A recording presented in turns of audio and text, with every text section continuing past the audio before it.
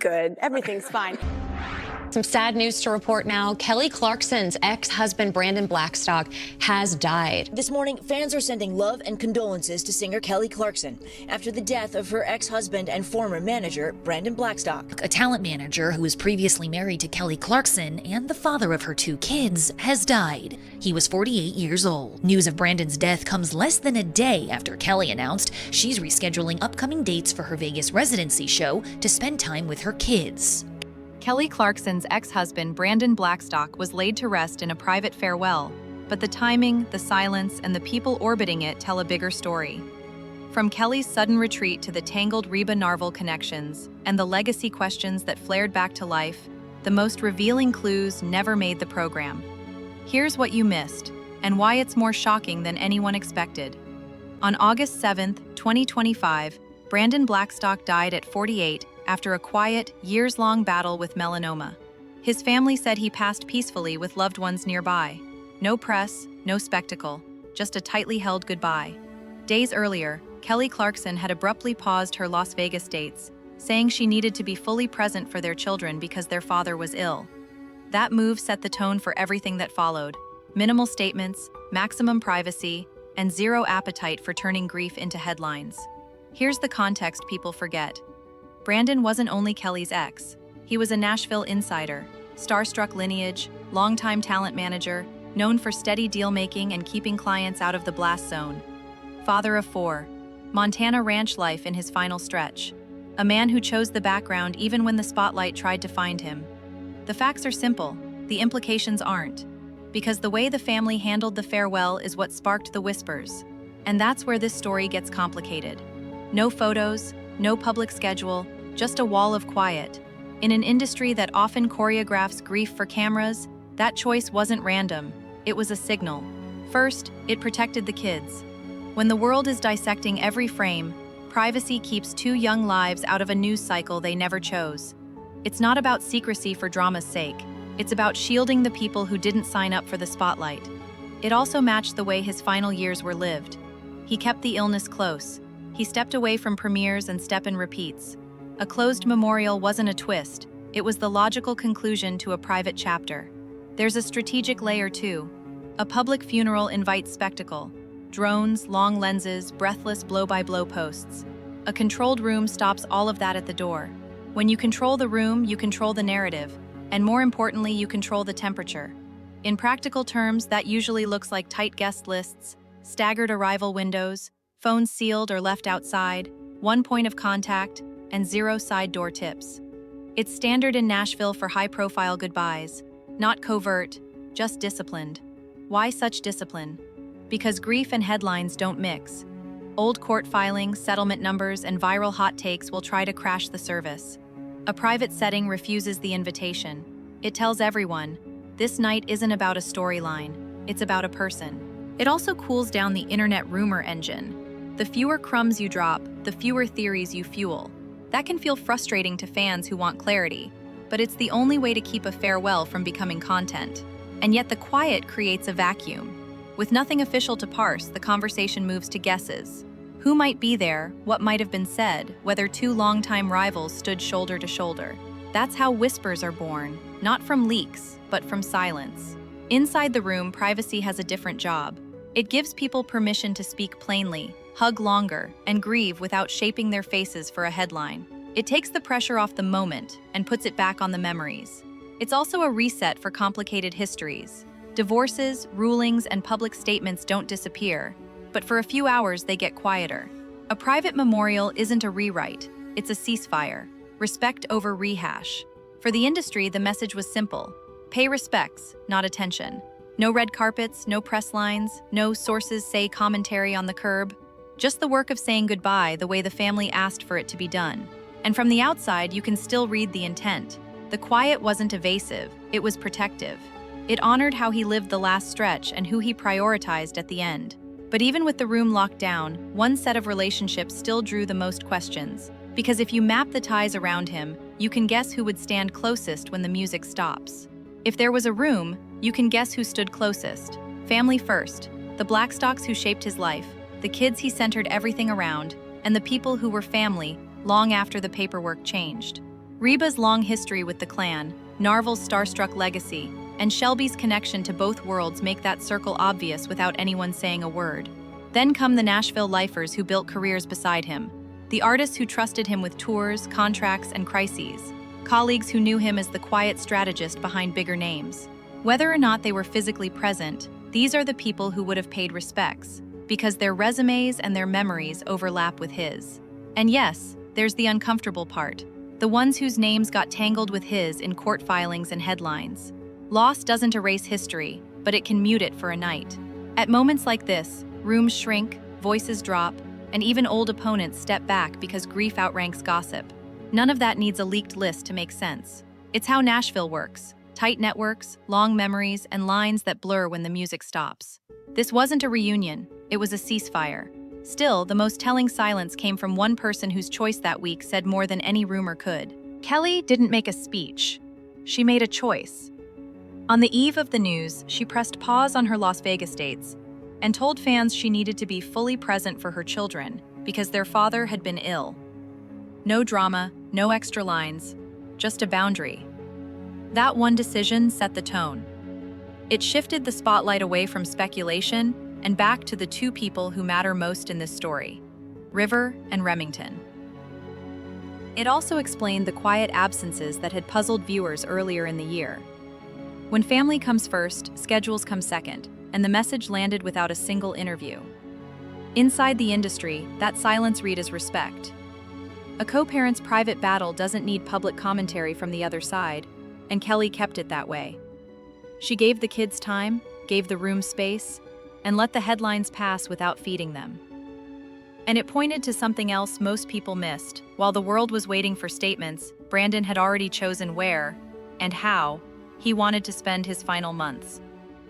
Montana wasn't an escape, it was a choice. Space you can feel, neighbors who mind their own business, a sky so wide it swallows noise. As the illness advanced, he trimmed life down to essentials. Fewer flights, fewer meetings, more mornings that started with chores and ended before the sun did. He measured energy like currency and spent it where it counted. On the kids, on small routines, on being present. Work didn't disappear, it shrank. Calls got shorter, projects got simpler. The calendar stopped being a scoreboard and became a suggestion. If it didn't serve the family or fit the day's strength, it waited. That wasn't quitting, that was triage. He leaned into the quiet things that keep a day intact. Feeding, fixing, checking fences. Little tasks with beginnings and endings you can hold in your hands. On the hard days, even that was a victory. On the good ones, it felt almost normal. Privacy wasn't about secrecy. It was about dignity. Fewer updates meant fewer interpretations. No guessing games, no half-true headlines, no sources say to disprove when there were more important things to do. The circle tightened. Friends understood the rules. Text first, don't take it personally if it takes a while, keep conversations light unless he opens the door. Visitors were spaced out. Goodbyes were not rehearsals, they were visits. There were bright spots, familiar laughter at a dinner table, a kid's story that went on too long, a photo that didn't need captions. You won't find those moments in any timeline. And that's the point. They weren't for us. Even in decline, he stayed consistent with the blueprint that defined his career. Control what you can, protect who you must, leave the rest outside the gate. He didn't manage the narrative, he managed the day. And when the end came, it matched the life he chose at the finish. Close, contained, careful. Statements went out, the noise surged, and instantly another conversation forced its way back in.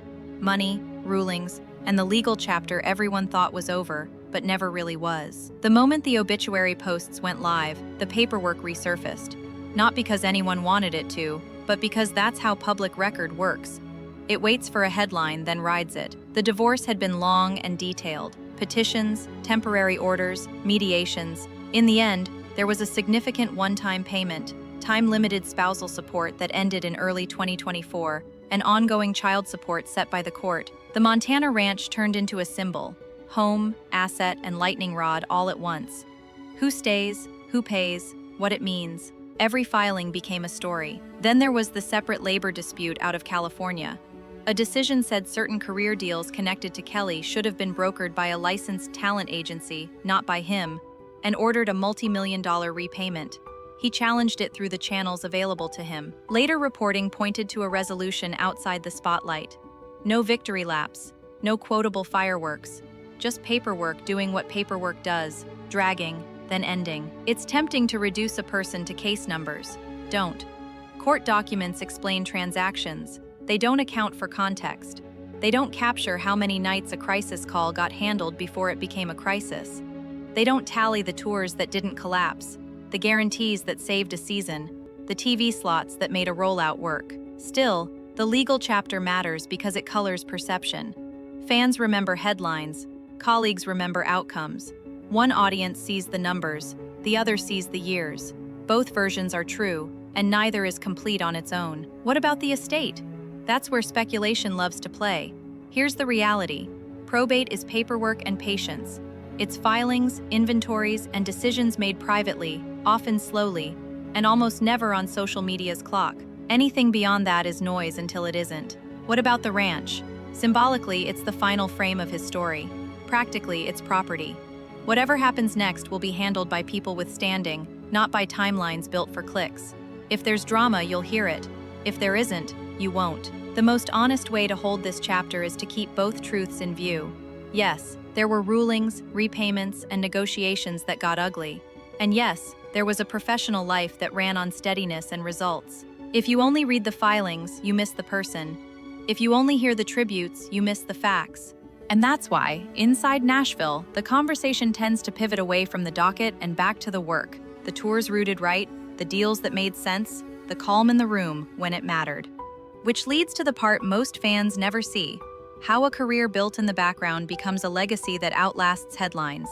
He wasn't a frontman, he was the frame. Deals, routing, timing, damage control. Things fans never clap for but artists can't live without. That's where he lived. Brandon grew up inside the starstruck ecosystem, where the job is equal parts strategy and stamina. You spot the right moment, squeeze the right clause, and keep the artist focused when the room gets loud. He got good at that. Tours landed on their feet, sponsorships made sense, rollouts hit the window they were aiming for.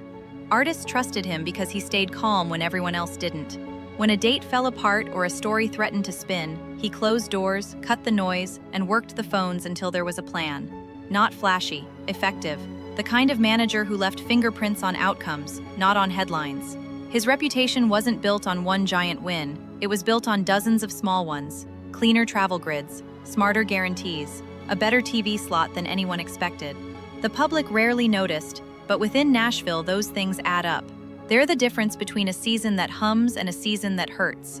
Even after the divorce pulled his name into the spotlight, people who'd worked with him kept their views simple. He was a pro.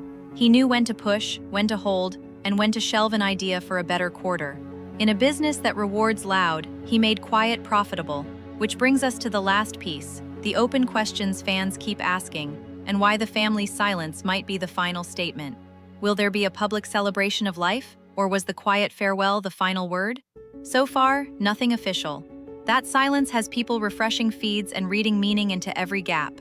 How soon does Kelly step fully back into the spotlight? She pressed pause for the kids, but viewers are watching her calendar like it's a countdown. A measured return would fit the tone she set, but no one outside the family has the timeline. What happens with the Montana chapter, practically and symbolically? The ranch became a headline during the split, then a refuge at the end. Whether it stays a private family space or a closed book, it's part of how people will remember his final years. And the legacy question lingers. Do fans see him through court filings or through the work most never saw? Inside Nashville, the answer seems settled. Relationships outlast paperwork. Online, the debate is noisier. There's also the matter of memory. Not the legal kind, the human kind. Who tells the stories later, and which details make it into the version that lasts? In music towns, those choices get made quietly, over time. Which brings this full circle. Sometimes the most revealing detail is what stays off the record. And that's why the ending of this story feels intentional, protective, unfinished, and harder to look away from. In the end, the most telling detail wasn't a headline. It was the choice to keep the goodbye small. A private farewell, a complicated history, and a career built in the background all pointed to the same message. Protect the living, honor the work, let the noise pass. Some stories don't end with answers, they end with boundaries. If this changed how you see the last chapter, tell me what stood out most, and keep it respectful for the kids and the family. If you want more deep dives that cut through rumor and focus on what actually matters, stick around. The next story will surprise you even more.